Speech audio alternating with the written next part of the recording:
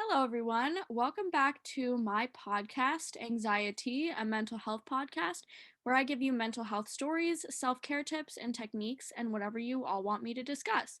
As a reminder and disclaimer that I am not a mental health professional, just a mental health advocate getting through life one day at a time. Here is also the warning that there may be sensitive topics discussed within this podcast, so feel free to leave if this does not sound like the type of podcast for you. So, without further ado, welcome to episode 5. Or, no, this is episode 6. Let's grab our tea, take a sip in of some self love, and exhale the stresses of life. Today, I have peach iced tea again because that is my favorite kind of tea. Today, I welcome to the stage here Kay Will, and she's going to be telling us about her mental health story. So, hello, Kay Will. Hello, everyone. What kind of tea? Hello, Kira. What kind of tea do you have today?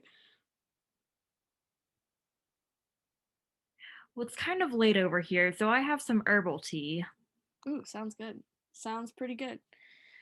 So, tell us about your mental health or illness story.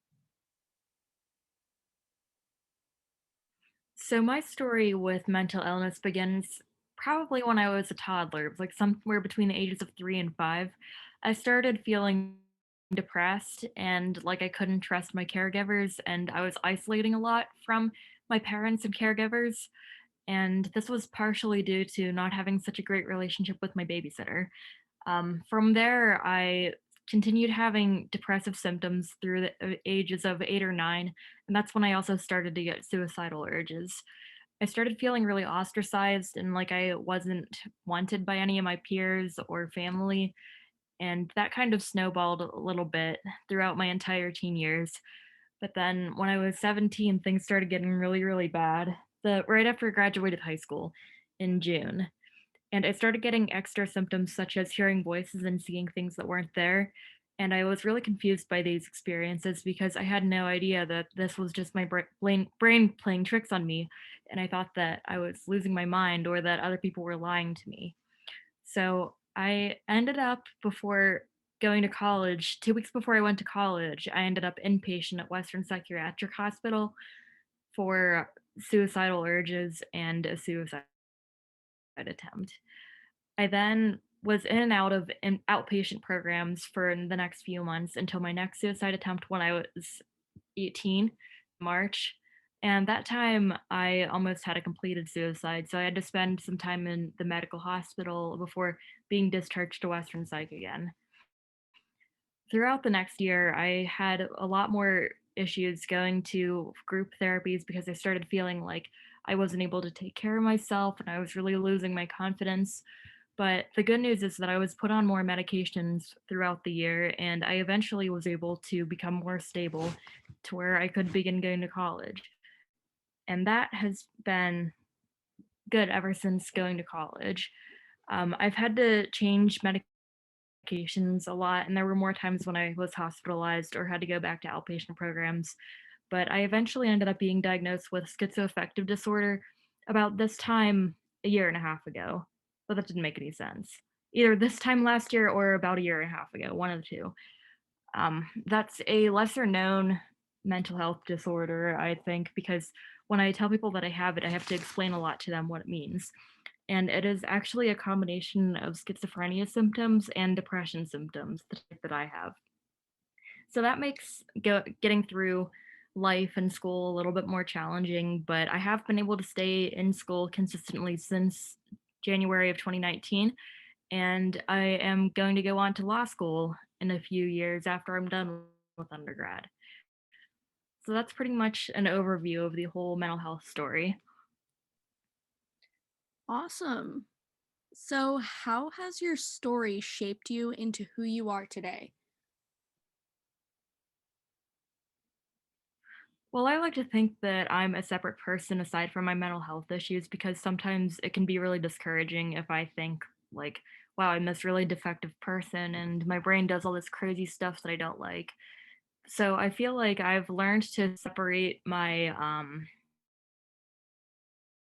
can feel good about myself without letting my mental health get out of control or saying it's not a problem when it is. So I feel like it's really just given me that separation between like my inner world and my disorder. Yeah, that's good that it doesn't affect you, who like as who you are as a person. So what do you hope people gain from hearing your story? Even though my story is pretty lengthy and can be a little bit depressing, I feel like what I want people to gain from it is knowing that you are not your disorder. You do not have to be present yourself as a disordered person just because your brain works differently than other people do. And it's also okay to have mental health disorders, and it doesn't really make you any less of a person than you would be if you didn't have disorders. It just means that your brain's working a different way.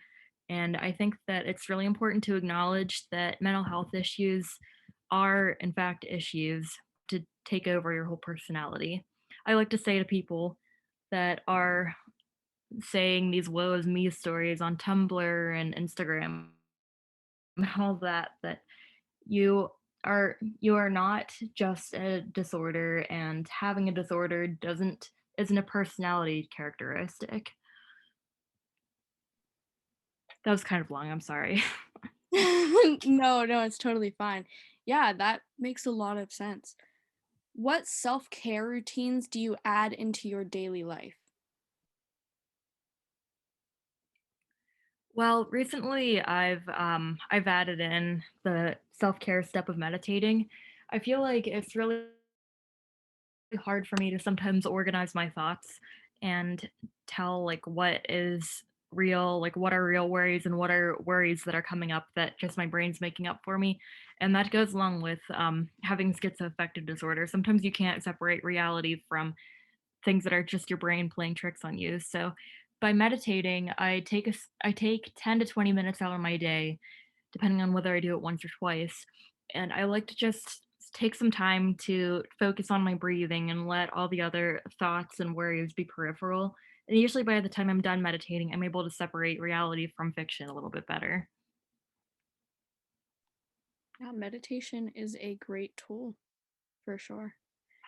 What are some resources that you use for your mental health? So I definitely utilize a lot of therapy services. I go to individual therapy once a week, sometimes in an office, sometimes virtually. But in the therapy sessions, I therapist has a lot of great worksheets for this, and I actually fill out a diary card ranking my urges and saying what skills I'm using every week. And that has definitely it helps to quantify what you're feeling. So you can look at trends in your mental health and see how things are going. If you're improving or entering a phase where you need some more support, I think that the combination of individual therapy and diary cards are definitely great resources. Awesome. I'm skipping around. I'm reversing some questions here. What are some techniques to help you during your episodes? So, one technique I rely heavily on is checking the facts. With the disorder that I have, sometimes it's hard when you're having a hallucination or a delusional episode to figure out what's real and what's not. So, I like to consult with family or friends if I'm in the middle of an episode and I don't know what's going on. If I know I'm in an episode, I can always ask people, like, say, for instance, I'm afraid that the food is poisoned. Do you know if the food is poisoned? Stuff like that. And that's kind of a jarring thing to be thinking. So sometimes I don't even believe people if I ask them what's going on, but it can be helpful sometimes to do that. And also getting away from something that's upsetting me because I tend to have episodes when I'm under stressful situations, or I feel like I'm under a lot of pressure, or I'm just really depressed. So getting away from things that are worrying me also helps. Where did you learn about these techniques or this self-care routine that you have with meditation and the resources, and how did you know that they worked for you?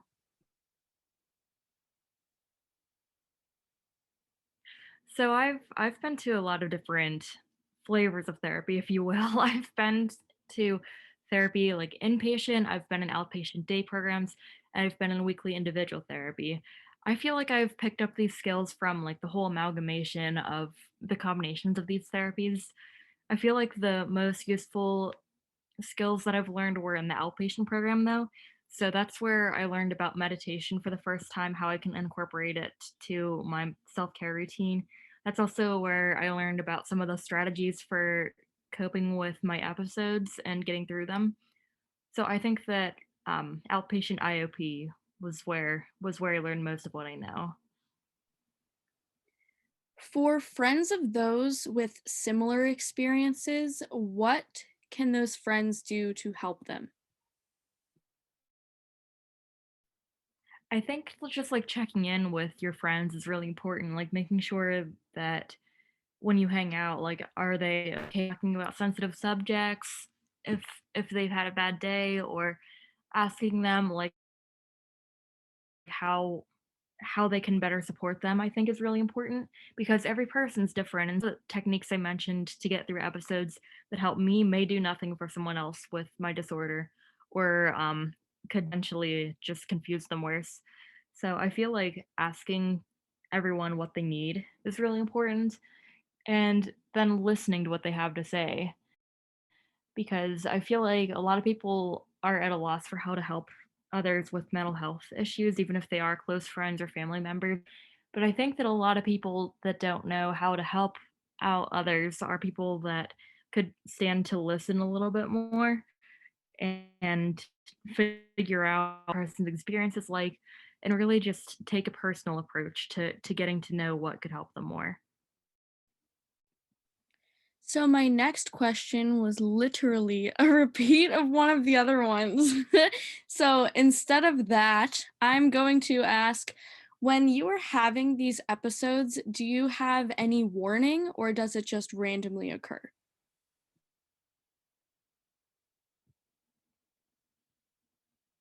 Well, something that I feel like is a warning sign that I'm getting close to an episode is if I start getting confused or feeling like detached.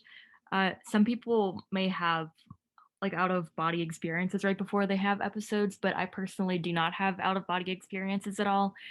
It's more like I get confused with like my thoughts, or I like start to lose track of like what people are saying to me, if there are people around, or I start to question like different parts of my reality, like, wow, is am I really safe like in my car, or is there like something that I need to be scared about right now?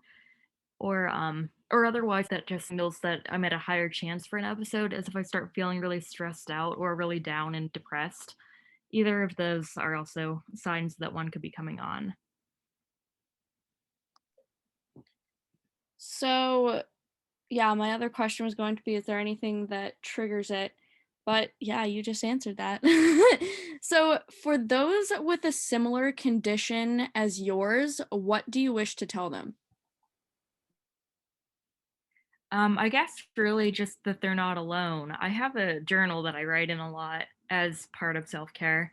And if I like look back through my entries where I'm like the most stressed out, I think that I often like feel alone with it because I personally don't know any other people, even like acquaintances with schizoaffective disorder.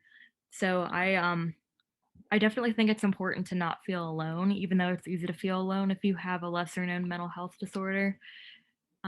Also, I would want to tell them again that you are not your disorder, and that you are still a great person and you can still control things in your life, even if your symptoms make you feel out of control. Great. Well, that is all of the questions that I have. So thank you. And as we complete our journey, I want to wish you luck on your journey and anyone else that is watching this. And I hope that everybody feels comfort in these kinds of videos and knowing that they are not alone.